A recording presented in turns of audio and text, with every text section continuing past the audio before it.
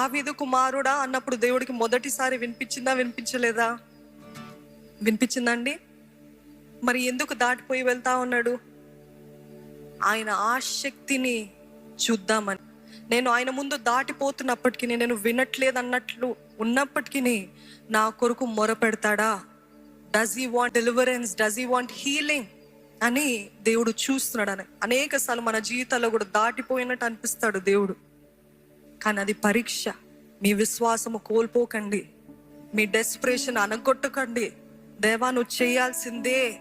మనుషులు ఎన్ని మాటలన్నా, గుడ్డివాడు మొర పెడతా ఉండే చుట్టుపక్కల అందరూ చెప్పారు, ఏంటి నోరు మూసుకో, క్వాయట్, ఆయన వెళ్ళిపోతున్నాడు, ఆయన డిస్టర్బ్ చేయొద్దు అని చెప్పాడు. ఈరోజు మన జీవితాల్లో కూడా ఎంతమంది ఎన్ని మాటలన్నా, ఇంకా దేవుని నమ్ముకోవడం ఆపే, నువ్వు ప్రార్థన చేస్తున్నావు ఎందుకు, ఏ లాభము లేదు నీ జీవితంలో అన్నట్లయితే ఇంకా బిగ్గరగా మొరపెట్టండి.